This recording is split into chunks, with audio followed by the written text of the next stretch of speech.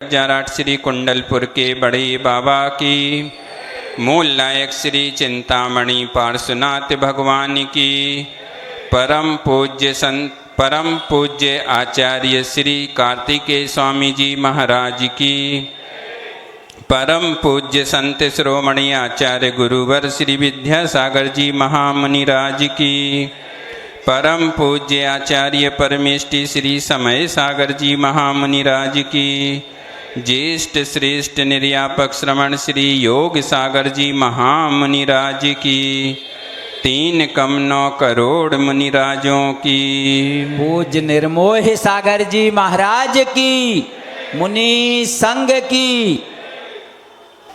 कल नहीं परसों, एक दिन पहले आप लोगों ने सुना कि संसार की दशा क्या है, संसार क्या है।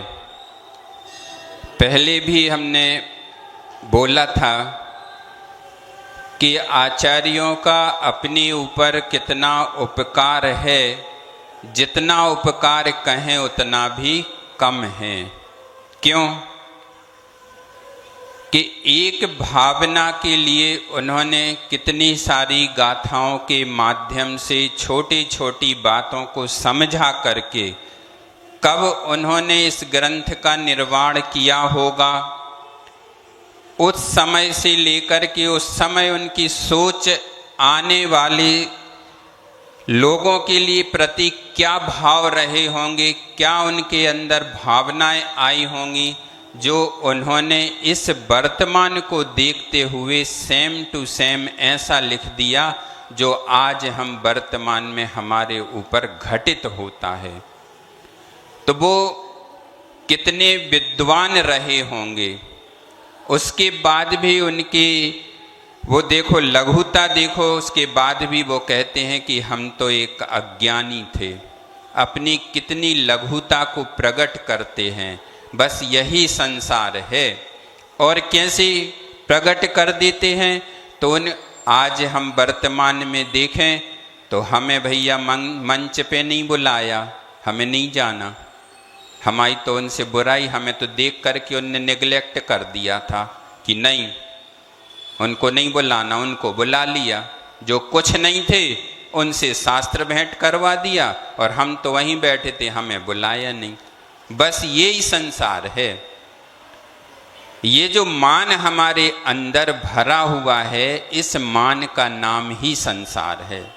क्योंकि ये देखो कई चीजें हैं संसार में ऐसी कि जिनको हम बोलते रहते, सबसे ज्यादा अपन दोष किसको देते हैं? मोह को देते कि नहीं देते? सबसे ज्यादा जो भी कहने में आता है तो अपन यही कहते कि ये तो सब किसके कारण हो रहा? मोह के कारण हो रहा। लेकिन मोह के कारण कितनी चीजें जुड़ी हुई हैं, इनकी तरफ अपनी दृष्टि कभी नहीं जाती। जैसे आचार्य महाराज हमेशा कहते हैं कि मूल गुणों के पीछे पीछे उत्तर गुणों का भी यदि अपन पालन करते रहें तो जो हमारे मूल गुण हैं वो अपने आप पलते चले जाएंगे। ऐसे हमारे अंदर से जो कसाएं हमारे अंदर विराजमान हैं, तो वो कसाएं अंदर से यदि निकलती चली जाएं तो ऐसा नहीं हो सकता। मोह की फिर इतनी दम नहीं है कि वो अपना पावर दिखा पाए। लेकिन हमने अपने पावर को क्या कम करके रखा है? मोह के अंदर बिठा के रखा है, मान के अंदर हमने बिठा के रखा है। उस क्रोध को हम जीत नहीं पा रहे। अभी आपको आगे पर्युषण पर्व में ये सब कुछ सुनने को मिलेगा। तो नाम, इसी का नाम ही संसार है। बस यही संसार है और कुछ नहीं है। हम ये सब जानते हैं, बहुत अच्छे से समझते हैं, एक एक बात को समझते हैं। यहाँ पर कोई भी व्यक्ति ऐसा नहीं बैठा जो इस चीज को ना जानता हो कि इस संसार में कुछ नहीं है। हर व्यक्ति, और ऐसा नहीं कि अकेले जैन ही जानते होंगे, जैनेतर भी जानते हैं। सबके ग्रंथों में सबके आगम में यही अंत में जा करके यही कहा है कि ये संसार तो असार है, इस संसार में कोई भी सार नहीं है। फिर भी हम क्या करते रहते हैं, लड़ते हैं, झगड़ते हैं, एक दूसरे को मारने के भाव भी रखते हैं।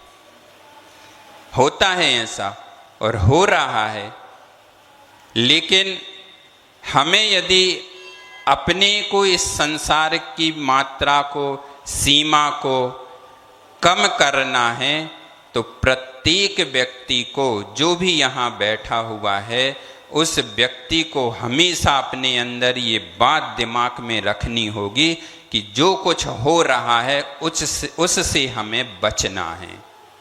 जैसे जैसे हम बचते चले जाएंगे हमारा संसार अपने आप कम होता चला जाएगा।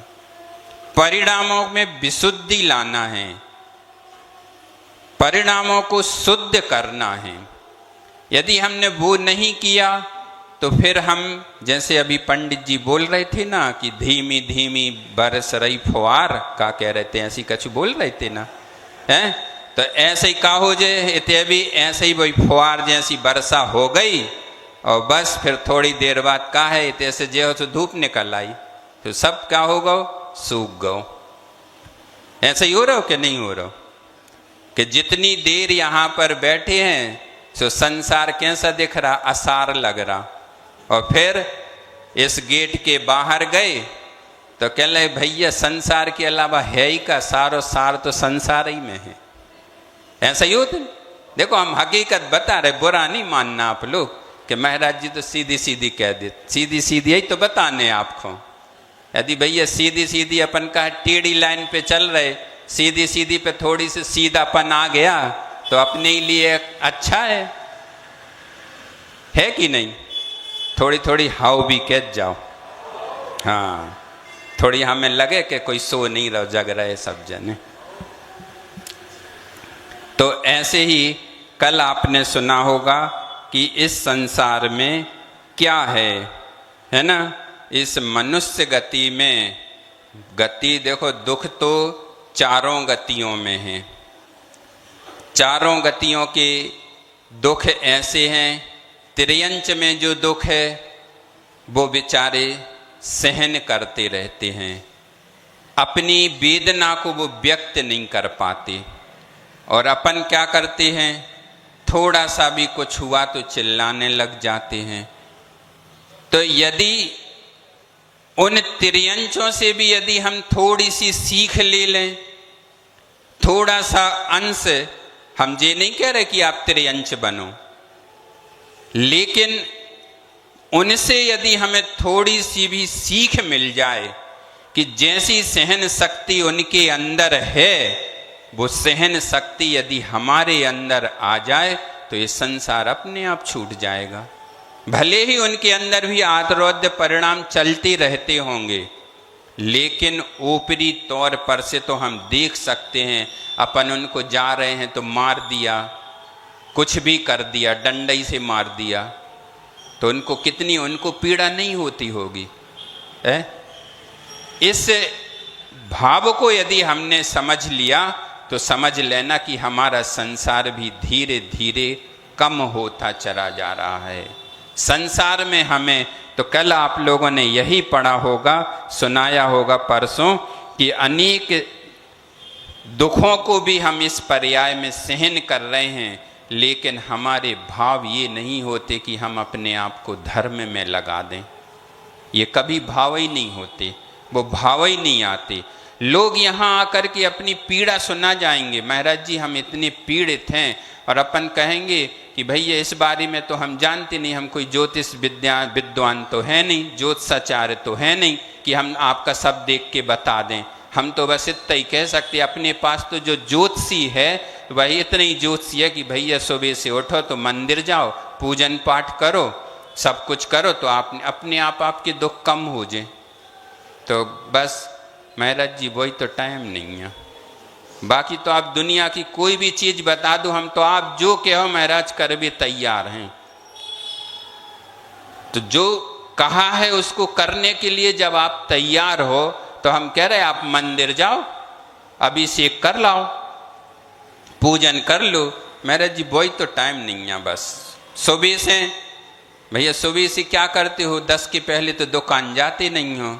अरे महाराज जी आपको क्या पता कितने काम रहते हैं, घर गृहस्थी आपने बसाई हो तो जानो। बात तो बिल्कुल 100% सही है। भाई जिनने बसा ली थी उसी घर गृहस्थी को देख करके तो यहां आके बैठ गए, नहीं तो काय को आते बताओ। यदि हमें उस घर गृहस्थी में भी सुख लगता तो हम काय को आते, अपन भी बेई सुख नहीं भोगते। काय को इधर परेशान होते, अंतराय आ रहा है, जी हो रहा जा रहे, सब ठंड भी सहन कर रहे, गर्मी भी सहन कर रहे, सब कुछ सहन कर रहे, तो काय को करते भैया, अच्छी एसी में रहते बढ़िया आराम से। आप लोगों के पास तो कैसा एसी रहता है कि बस वो इतनी सी 4 दीवारी में आपको ठंडा करता। हमारा एसी तो इतना बड़ा है कि जिसको आना वो भी समा जाओ, इतना बड़ा एसी हमारे पास। जिसको भी लग रही हो गर्मी तो आ जाना हमारे पास, कोई दिक्कत नहीं है। हमारे कमरा की एसी ऐसी है कि वो 4 दीवारियों में सीमित नहीं है, बहुत लंबा चौड़ा तीनों लोक में फैली ऐसी एसी है हमारे पास।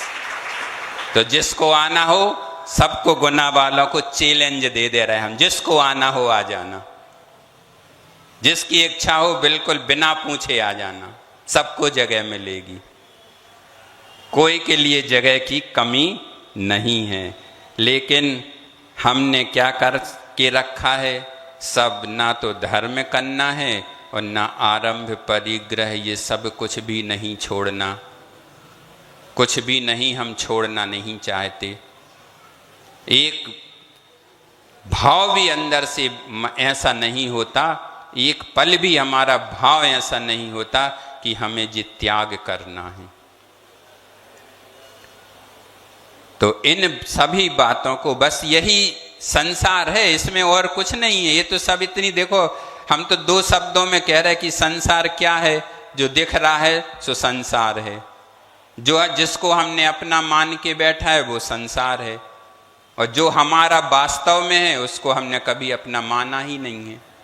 बस यही जो दिख रहा, जो देखने में जो नष्ट होने वाला है, लेकिन इतना होने के बाद भी हम क्या कर रहे हैं, नहीं ये तो हमारा है, ये तो हमारे हैं, ये चीज़ हमारी है, ये वस्तु। आप कहोगे महाराज आप तो इतनी बड़ी बड़ी बातें कह रहे, कहते रहो, आप लोग भी तो करते रहते हैं सही।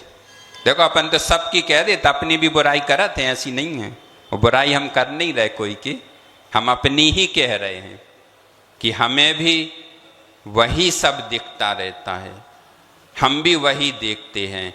बस दृष्टि इतनी हो जाती है कि हम उसमें थोड़ा सा भेद विज्ञान कर लेते हैं, हमारे पास भी आते हैं। कल आप कहोगे मेरा दीक्षा दिवस था, हम खुद कह रहे ये बात, कल हमने पूरा समय गप्पों में निकाल दिया।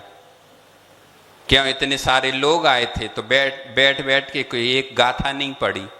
सुबह से टेंशन हो गई कि क्लास लेने हैं भाई, क्या बोल रहे होते पे बताओ।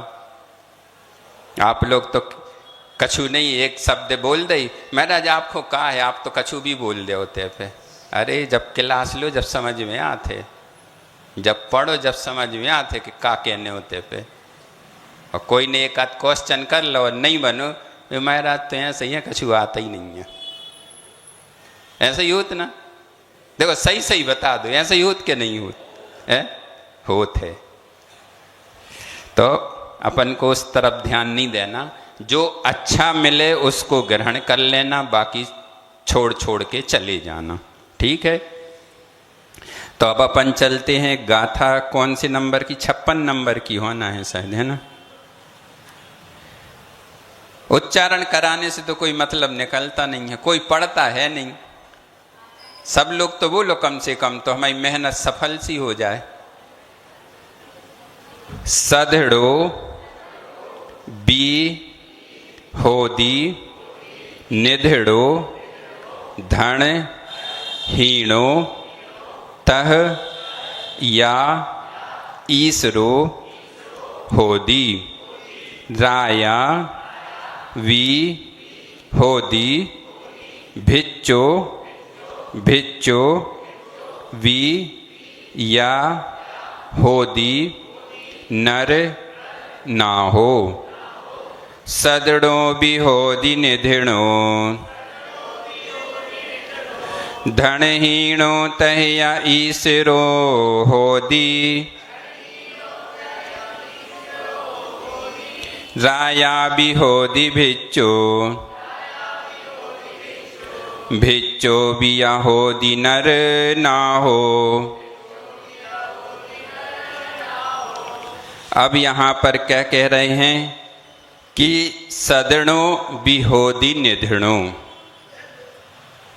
यहाँ पर आचार्य महाराज कह रहे हैं कि जो धनवान हैं, जो धन से सहित है, सदड़ो मतलब जो धन से सहित है, धनवान है, वह भी कैसा हो जाता है? निधड़ो धनहीणो, वह भी कैसा? निर्धन दिखाई देने लग जाता है, या दिखाई देने की अपेक्षा निर्धन हो जाता है। मतलब इस धन संपत्ति का भी कोई हमारे जीवन में अस्तित्व नहीं है कि ये हमारे पास बनी ही रहेगी। इसीलिए तो लक्ष्मी को क्या कहा? चंचल कहा है कि वो कभी एक के पास तो ठहर ही नहीं सकती। नीचे गड़ा हुआ भी धन, ऐसा कहते हैं, कुछ समय तक तो स्थिर रह सकता है, नहीं तो वह भी धीरे धीरे खिसक खिसक करके आगे की तरफ जाने लगता है। तो ऐसे ही यहाँ पर कह रहे धनहीणो तह या ईसरो होदी। और क्या होता है कि जो निर्धन है वह कैसा हो जाता है? धनवान हो जाता है। जिसके पास आज कुछ नहीं है, लेकिन कल पता चला कि तो लाखों करोड़ों में खेलने लग गया। ऐसा कौन सा पुण्य कर्म उसका आ गया कि वह लाखों में खेलने, करोड़ों में खेलने लग गया? और जो धनवान था वह कैसा हो गया? धन से हीन हो गया। उसका पुण्य कर्म और उसका पुण्य कर्म दोनों में कितना अंतर आया बताओ? इसका पाप कर्म का उदय आया और उसका पुण्य कर्म का उदय आया। फिर क्या कह रहे हैं? राया बिहोदी भिच्चो, राजा भी कैसा देखा गया है? भिक्षा मांगते हुए। जो राज कर रहा था, जिसको हम नमस्कार कर रहे थे, जिसने पूरी प्रजा को संभाल के रखा था, आज वही देखने में कैसा आ रहा है? भिक्षा मांगते हुए देखने में आ रहा है, खाने के लिए नहीं है। और क्या कह रहे? भिच्चो भी होदे नर ना हो। और जो भिक्षा मांगने वाला है, जो दरिद्री है, जो भीख मांग मांग करके एक एक ग्रास बड़ी मुश्किल में सुबह का शाम खा पा रहा था, और आज वह कैसा हो गया? राजा बन करके बैठा है। तो देखो, इसमें सबसे बड़ा उदाहरण आता है अपने जो राष्ट्रपति थे ना, जेपी कलाम है, हाँ जेपी अब्दुल कलाम, APJ अब्दुल कलाम है ना, वही। कितना बड़ा, कहाँ उन्होंने जन्म लिया था? एक मछुआरे के घर में, जहाँ पर 2 वक्त के भोजन भी नहीं मिल पाते थे, इतनी गरीब स्थिति में। और जब धीरे धीरे बड़े हुए तो अखबार बेच करके अपनी पढ़ाई करते होंगे, या उससे अपने घर की आजीविका चलाते होंगे। लेकिन जब पुण्य का उदय आया तो कहाँ भारत के राष्ट्रपति बने। कहाँ थे और कहाँ से कहाँ पहुँच गए। तो ये सब पुण्य और पाप का है, जो हमने करके आए हैं। होगा उनका कोई ऐसा योग कि जो बचपन में उन्होंने एक गरीब परिवार में जन्म लिया, निर्धन परिवार में जिन्होंने जन्म लिया, और आगे चल के बताओ, कभी किसी ने सोचा होगा कि ये लड़का भी कहाँ ऊपर राष्ट्रपति पूरे भारत को संभालेगा। और ऐसा नहीं कि उनसे कोई व्यक्ति प्रभावित ना होता हो। उनकी भाषा क्योंकि क्या होता है कि जो व्यक्ति जितनी परेशानियों से निकल करके ऊपर ऊपर उठता है तो वह अपने से नीचे वाले व्यक्ति को समझता है कि उसने अपने जीवन में कैसी परेशानियां झेली होंगी, और जिसको सब कुछ ऐसे ही मिल जाता है वो कुछ भी नहीं जानता, वो कुछ भी नहीं समझता, एक एक पल की बातों को वो नहीं समझता। वो सब समझता है कि ये तो सब कैसा है, रो रहा है तो ये तो सब हमें बुद्धू बनाने के लिए रो रहा है। लेकिन हकीकत जो जिस परिस्थिति से निकला है वही समझ सकता है। तो ऐसे ही उन्होंने भी वो क्या करते होंगे, देश के राष्ट्रपति जब बने होंगे तो वो भी देश की स्थिति को अच्छी तरह से, एक एक व्यक्ति की परिस्थिति को अच्छी तरह से जानते होंगे। जैसे हम लोग भी, हमारा जो बैच था वो सब लगभग 30 से ऊपर वाला था, तो हम सभी लोग घर की परिस्थितियों को समझते थे। घर में कैसा, भले ही बिल्कुल नहीं था, सब बहुत अच्छे से सब कुछ था, लेकिन सब जानते थे कि आगे होने वाला क्या है या क्या होगा। आज हम व्रत लेके घर में बैठे हैं, माता पिता हैं, जब तक तो हमारी स्थिति बहुत ठीक रहती है। क्यों? उनको चिंता रहती है, पल पल की चिंता रहती है। तो माता पिता हमेशा तो बनी रहने वाले हैं नहीं। कल की स्थिति, हमारा क्या समय आएगा, कैसी परिस्थिति बनेगी, ये सब हमें अपने बारे में विचार करना है। बस यही संसार है। ले दे करके बात कहाँ पर छोड़नी है? संसार पर छोड़नी है। इसी का नाम संसार है और इसी को अपन कहते हैं कि बस मोह के कारण, और वास्तव में मोह तो ऐसा ही होता है। दादाजी हैं, अब दादाजी का लड़के की शादी हो गई, शादी होने के बाद नाती भी हो गया, तो उसके कहो कि भैया आप चलो, अब थोड़ा सा धर्म ध्यान कर लो। अरे महाराज अबे कहाँ, अबे तो नाती छोटो है, थोड़ी वो बड़ो हो जाए, वो की और शादी हो जाए, फिर वो के बाद सोचें। तो आयु ने कभी ऐसा सोचा? कभी नहीं सोचा। वो तो हर समय पल पल में हमें धोखा दे करके चली जाती है। वास्तव में वो धोखा नहीं है, धोखा में तो हम हैं। वो हमें धोखा नहीं दे रही, लेकिन हमने जो ऐसा कर्म बांधा है जिसके कारण हमें धोखा मिल रहा है। तो हमें फिर, और एक छोटा सा उदाहरण अभी इसमें भी आएगा। एक राजा हरिश्चंद्र हुए, आप लोगों ने सबने सुना होगा, जो सत्यवादी थे। उनकी भी कैसी परिस्थिति बनी। इतने बड़े राजा होने के बाद भी जो पूरी प्रजा को, पूरे देश को, मतलब नगर को अपने अंडर में, कितने उनके शासक उनके अंडर में होंगे, लेकिन सबसे अच्छी बात थी कि वो सत्यवादी थे। और आज तो क्या होता है, कोई सत्य बोल दे तो अपन क्या कहने लग जाते हैं, आप लोगों की भाषा में बता रहे, अरे बड़ा सत्य हरिश्चंद्र सत्यवादी बन रहा, ऐसा बोलते ना, सत्य बोलने में लगा है। ये लोकल भाषा है, मतलब आपकी भाषा में, हमारी भाषा में भी है। अपन भी कोई स्टैंडर्ड के नहीं है, कोई विदेश से नहीं आए, हम भी बुंदेलखंड से ही आए और छोटे से गांव से आए। तो वैसे ही अपन कहते, अरे हरिश्चंद्र बन रहा है, उसका भी बाप बन रहा है बोलने, सत्य बोलना। लेकिन यहाँ पर क्या उदाहरण में दिया जा रहा, आपको समझाने के लिए कहा जा रहा है कि इतना बड़ा राजा होने के बाद भी, लेकिन उसकी एक विशेषता थी कि अपने सत्य पर अडिग रहता था।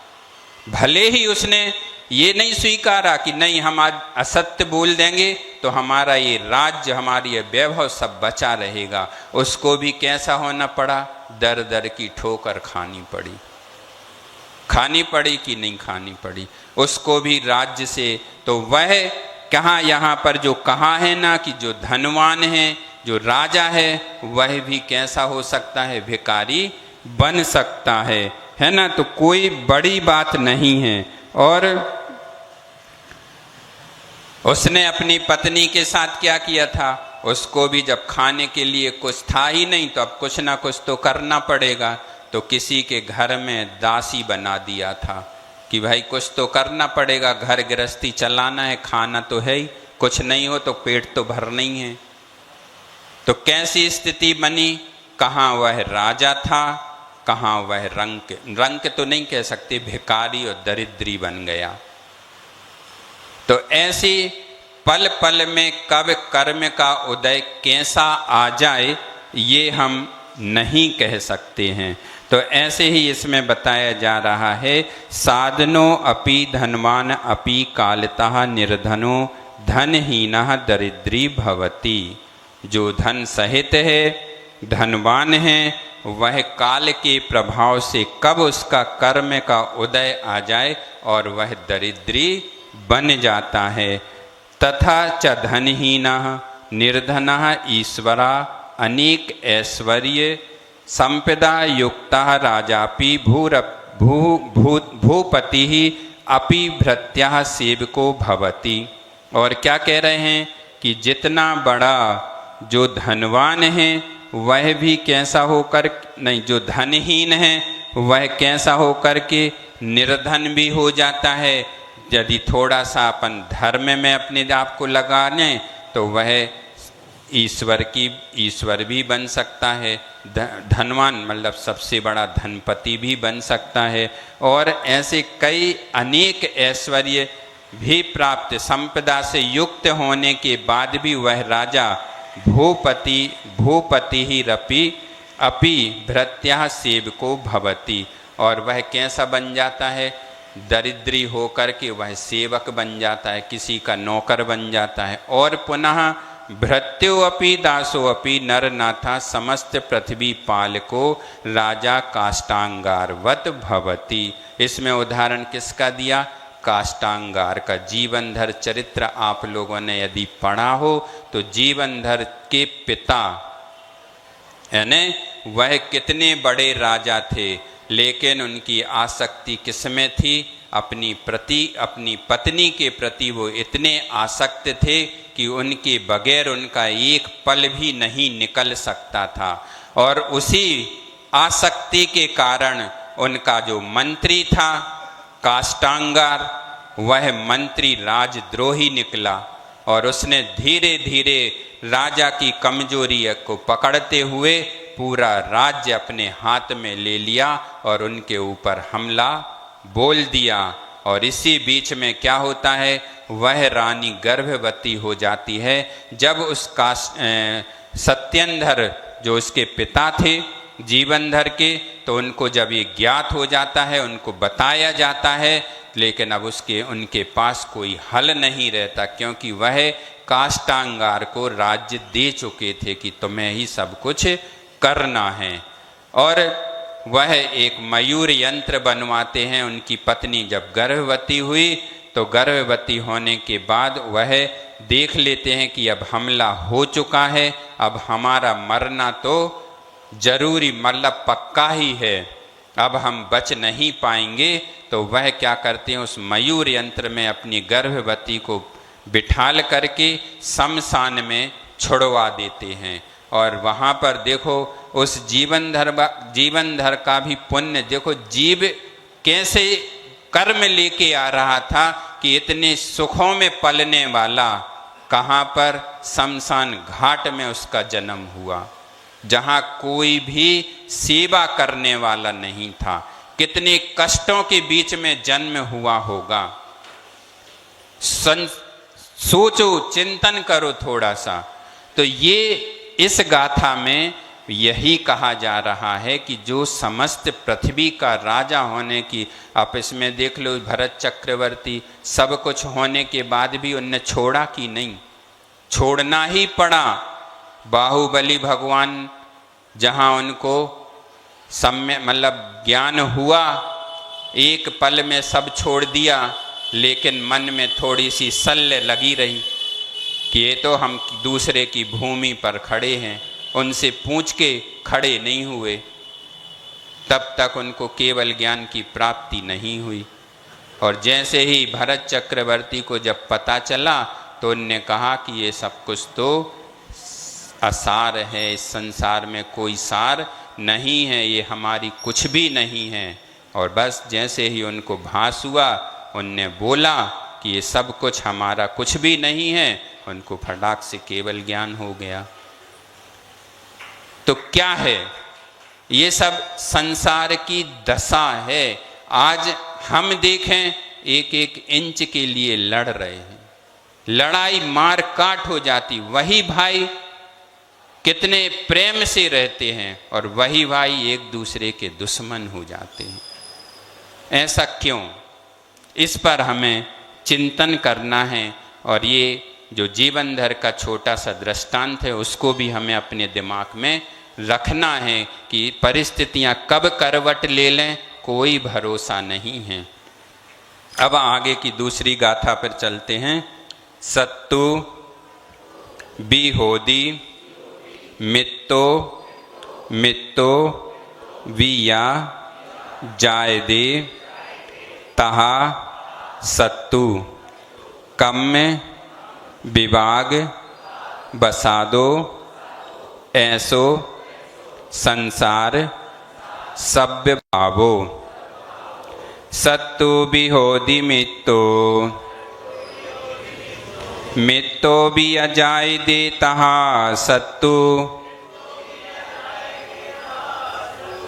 कम्य विभाग बसादो ऐसो संसार सभ्य भावो। अब यहाँ पर क्या कह रहे हैं कि सत्तु भी होदी मित्तो, शत्रु भी कैसा हो जाता है? मित्र बन जाता है। मित्तो भी अजाय देता सत्तु, और जो अपना खास मित्र होता है वह भी समय के अनुसार कैसा हो जाता है? शत्रु बन जाता है। वही हमें अपने जीवन में जीने नहीं देता, जिसके बगैर हमारा एक पल नहीं चल रहा था, वही हमारा दुश्मन बन करके हमें मारने के लिए तैयार हो जाता है। और क्या कह रहे? कम्य विभाग बसादो। यह सब कैसे होता है? तो कर्म के बसीभूत हो करके। जैसा हमने कर्म जोड़ा है, बांधा है, उस कर्म के अनुसार ऐसे संसार सभ्य भावो। यही संसार का स्वभाव है। देखो, आचार्यों ने इतने पहले ग्रंथ लिखा, कितने पूर्व में लिखा होगा, और उन्होंने आज वर्तमान की परिस्थितियों को लगाते लगाते कितना क्लियर कर दिया कि आज जो कुछ भी घटित हो रहा है ये सब संसार का स्वभाव है, ऐसा होने वाला है और ऐसा आगे होगा। तो यहाँ पर यही कह रहे हैं, शत्रु अपि वैर अपि मित्रम सखा भवति। वह शत्रु भी कैसा हो सकता है? मित्र बन सकता है। सखा मित्र मतलब शत्रुरपि यानी जो दुश्मन है हमारा। तो इसमें उदाहरण किसका दिया? इसमें से जो उदाहरण दिया है वह दिया रामस्य विभीषणवत्। राम से कौन मिल गया था? विभीषण। तो कहाँ था शत्रु? विभीषण शत्रु था, रावण का भाई था, लेकिन कहाँ जाकर मित्रता कर ली? राम के पास जाकर के मित्रता कर ली। फिर क्या कह रहे? अपि च तथापि मित्र अपि शत्रु बैरी जायते। और वही मित्र भी हमारे लिए कैसा बन जाता है? शत्रु बैरी बन जाता है हमारा। तो इसमें देखो, उसी उदाहरण को उनने पलट के दे दिया। रावणस्य विभीषणवत्। कैसा हुआ? भाई भाई का ही शत्रु हो गया कि नहीं हुआ? जिसके लिए हम अपनी जान देने के लिए तैयार थे, आज वही हमारे लिए कैसा हो गया? दुश्मन हो गया।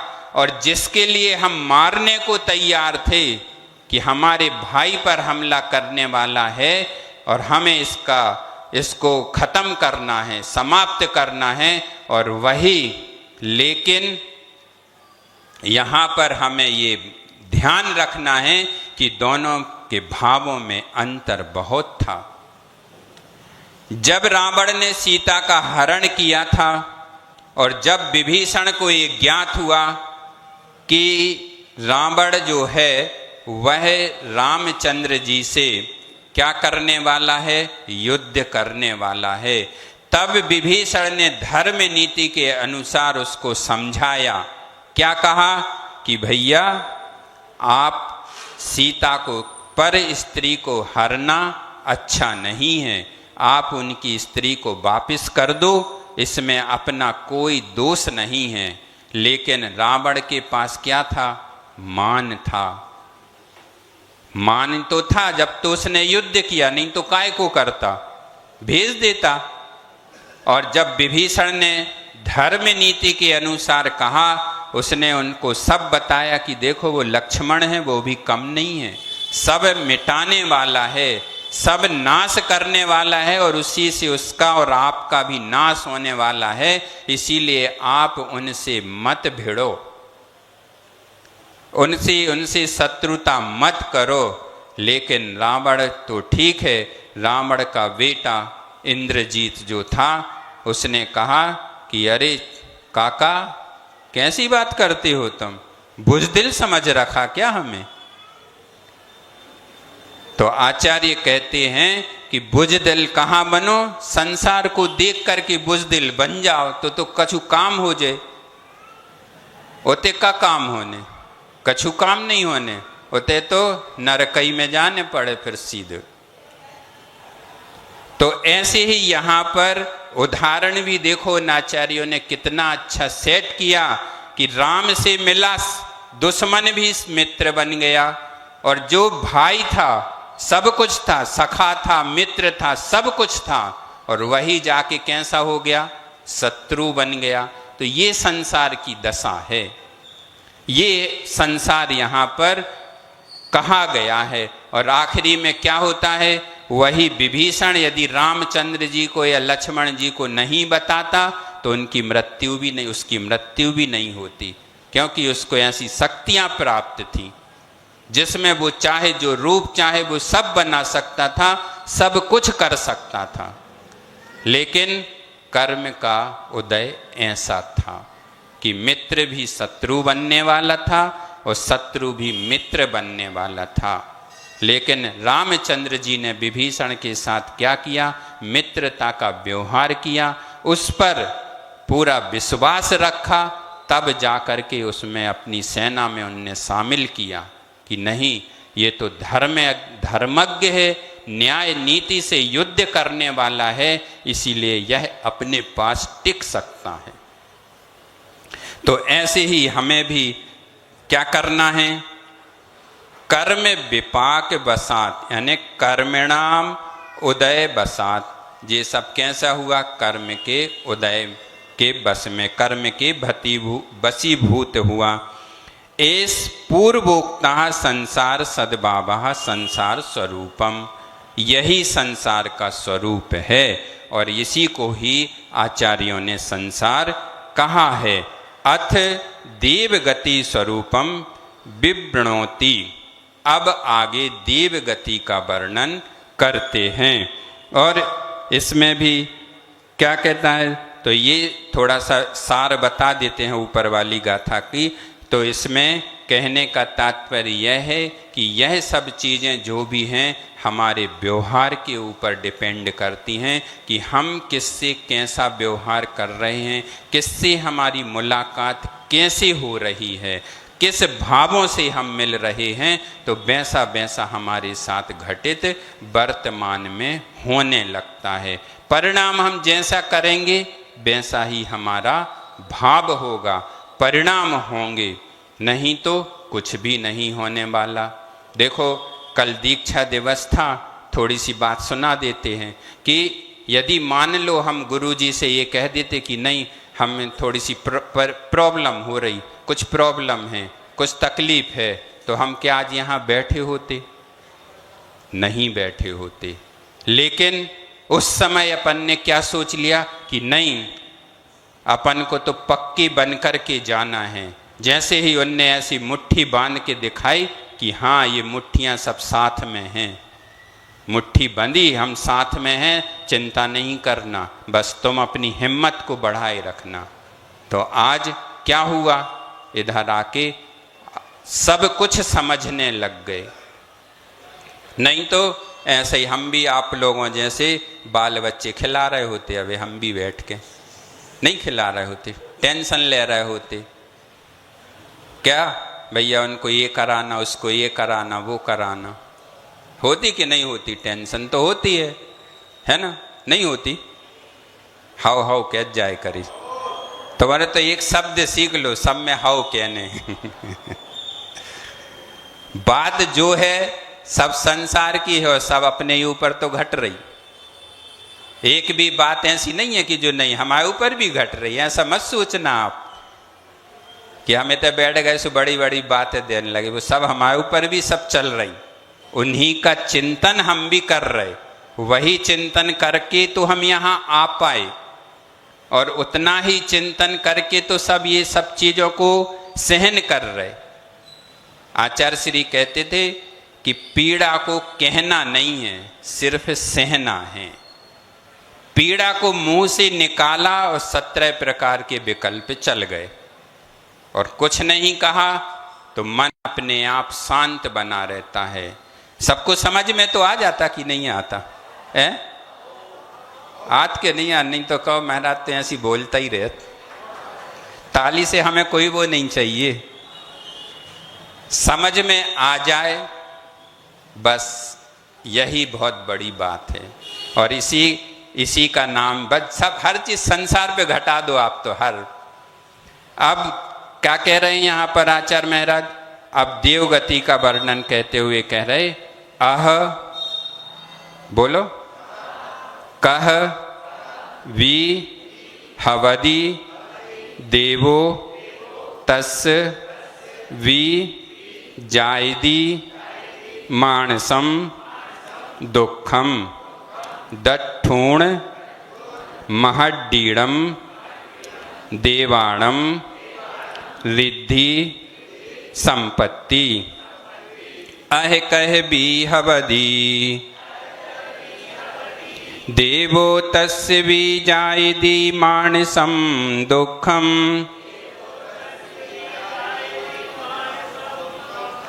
दट्ठूण महड्डीड़म देवाणम रिद्धि संपत्ति। अब यहाँ पर क्या कह रहे हैं? अहे कहे भी हवदी देवो। अब कह रहे हैं जिस किसी तरह, मान लो वह सब कुछ अच्छा करके देव बन गया ऊपर स्वर्ग में जा करके, तो देव होता है जायदी मानसम दुखम। तो उसे भी आप जी मत सोचो कि देव बन गए तो हम बिल्कुल सुखी हो गए, सब कुछ हमें मिल गया, ये मत समझो। भले ही हमें शारीरिक दुख ना मिले, शारीरिक हमारा सब कुछ अच्छा रहे, लेकिन सबसे ज़्यादा वहाँ विकल्प काय का होता है? मानसम दुखम। सबसे ज़्यादा दुख होता है तो इस मानसिक दुख। और यही दुख जो है, चाहे इस जीवन में हो चाहे ऊपर वाले जीवन में हो, यही तो हमें सब कुछ करा देता है। जो कुछ कराने वाला है ये मन ही है। और क्या कह रहे? दट्ठूड़ महड्डीड़म, वह महारदी देवों की, क्योंकि जो देव होता है, जो बड़े बड़े देव होते हैं, उन देवों की क्या कहते हैं? महड्डी देवाणम रिद्धि संपत्ति।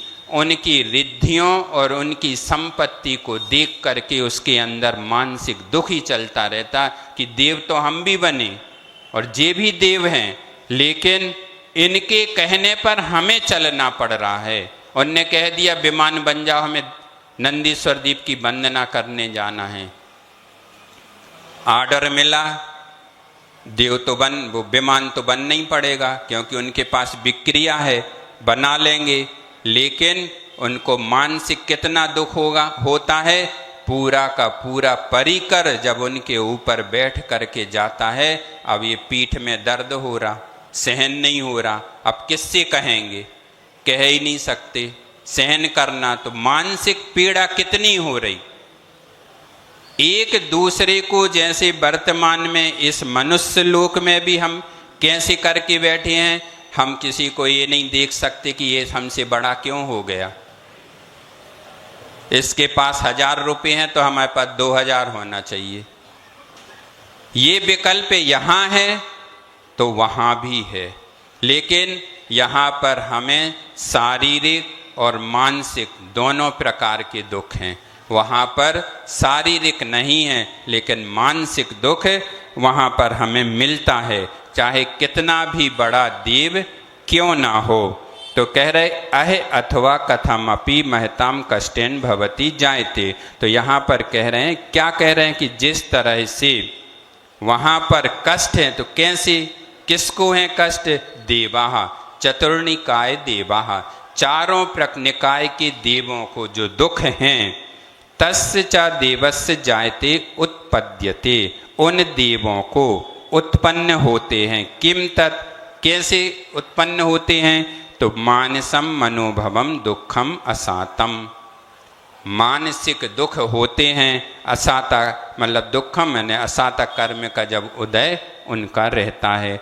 किम कृत्वा दष्टा अवलोक्य, जो सब हम सब देखते, कहा किन किन को हैं, तो रिद्धि संपत्ति रिद्धि नाम वैक्रिया दीनाम संपत्ति संपदा, जो रिद्धिदारी देव हैं, बड़े बड़े देव हैं, सौधर्म इंद्र आदि और उनसे बड़े बड़े देव हैं। देखो देवगति तो पालेंगे, लेकिन पता चला कि हम सबसे नीची जाति के देव बने। देव तो बन गए, लेकिन हमें कैसी ड्यूटी दी गई कि जाओ उधर बाहर, तुम्हारी ड्यूटी है चौकीदार बन के बैठना। तो अब वहाँ तो बैठना ही पड़ेगा, जो ऑर्डर दिया सभा में आप प्रवेश नहीं कर सकते। तो अपन को क्या करना है, ऐसे देव नहीं बनना है। विक्रियाएं तो सबके पास होती हैं, संपत्ति और अपार संपत्ति है ही, स्वर्ग का वैभव अलग ही है। देखो जब आदिनाथ भगवान का जब वो होता है तो देव आकर के क्या कहते मनुष्यों से, हमारा पूरा का पूरा वैभव ले लो, लेकिन हमें एक बार ये पालकी उठा लेने दो। और क्या क्या कहते हैं, मनुष्यों ने क्या किया, 6 महीने पहले से हम रत्न बरसा रहे, 15 महीने हमने वर्षा करी, गर्भ में आए भगवान जब हमने सेवा करवाई, और उसके बाद जन्म कल्याणक हमने मनाया, सब पूरी विभूति के साथ सब कुछ हमने किया। और आज जब हमारा मुख्य समय था तो सब मनुष्यों ने ले लिया। वह मनुष्य भी क्या समझने लगा, वह देव भी इतना वैभव होने के बाद भी अपने आप को कैसा समझने लग गए, हीन समझने लग गए कि ये देव पर्याय भी कोई काम की नहीं है। वो किससे कह रहे, उन मनुष्यों से कह रहे कि भैया हाथ जोड़ के कि हमें कुछ पल के लिए, पूरी नहीं चाहिए, कुछ पल के लिए दे दो, अरे हमारा पूरा का पूरा वैभव ले लो,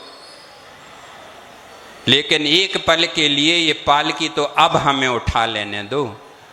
लेकिन ये सौभाग्य नहीं मिलता है। तो यहाँ पर यही कहा जा रहा है कि देवानाम सुराणाम महार्दिकी का नाम इंद्र सामान्य कत्राय 63 सुराणाम, और जो इंद्र बड़े बड़े सामान्य केंद्र 33 जो इंद्र होते हैं सामान्य आदि, उनके अलग अलग परिकर होते हैं। तो उनके पास सब कुछ होने के बाद भी क्या करना पड़ता है, हमें मानसिक दुखों से बहुत पीड़ित होना पड़ता है, पीड़ा हमारे अंदर बनी रहती है।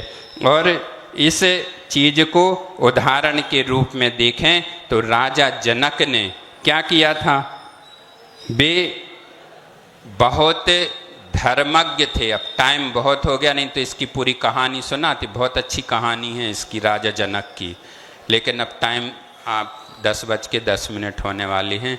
तो अब तो बस इतना ही कहेंगे कि उनके पास इस संसार को असार समझते थे, क्योंकि ये कहानी पूरी महल के ऊपर से है। जब उनके महल में आग लग जाती है, लेकिन वो इस ऐसी ही सभा में जब बैठे रहते हैं तो उस सभा में उनके पास कहने को खबर आती है कि आपके महल में आग लग गई, कुछ भी बचने वाला नहीं है।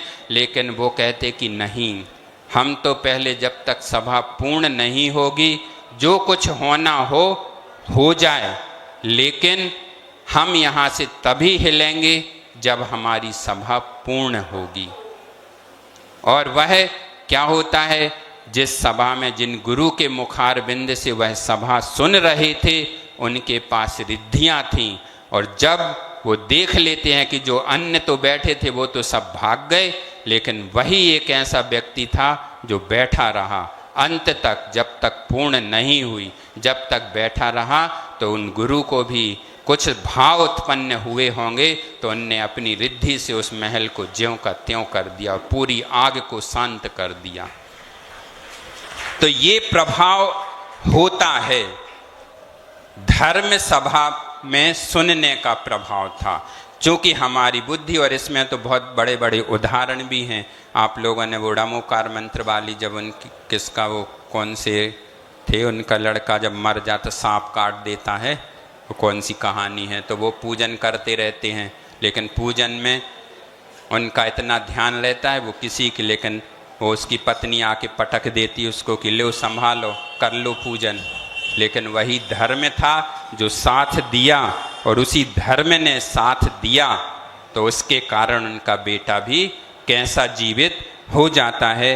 तो हमारा भी यहाँ आप सभी लोगों से यही कहना है कि हमें भी इन सब संसार अनुप्रेक्षा को सुनने के बाद हमें भी क्या करना है, अपने भावों में परिवर्तन लाना है।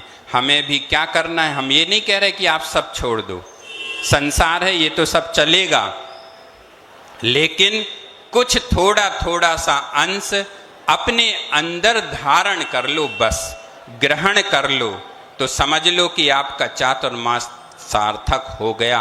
12 महाराज आपको मिले तो आपको कुछ अनुभव हुआ, कुछ आपके अंदर की जागृति हुई, आप जगे, भले ही थोड़े से जगे हों। जहाँ हम 10 बजे उठते थे वहाँ 8 बजे उठ गए, तो समझ लेना हम में प्रोग्रेस तो है। गुरुजी हमेशा बोलते थे कि आज हम जिस मार्ग पे शून्य हैं, और शून्य से यदि 1 नंबर भी मिल गया तो ये नहीं समझना कि हम कम हैं, शून्य से ऊपर तो उठे, 1 नंबर पे तो आए, कहीं ना कहीं हमारी वृद्धि तो हुई, प्रोग्रेस जहाँ शून्य था वहाँ 1 हमें मिला। तो ऐसे ही इस संसार का नियम है, इस संसार में, और पार भी इसी संसार से होना है। जब तक इस संसार में नहीं आओगे जब तक पार भी नहीं होने वाले, तो पार भी हमें इसी संसार से ही होना है, लेकिन हमें अपने भेद विज्ञान और ज्ञान को समझते हुए पार होना है। इन्हीं बातों को कहते हुए अपन सभी को अपने दिमाग में रखना है, यही संसार है, और इसी संसार को यदि छोड़ना है तो हमें अपने आप में बहुत परिवर्तन लाना होगा। इसी भावना के साथ बोलिए आचार्य गुरुवर श्री विद्यासागर जी महामुनि राज की, पूज्य निर्मोह सागर जी महाराज की।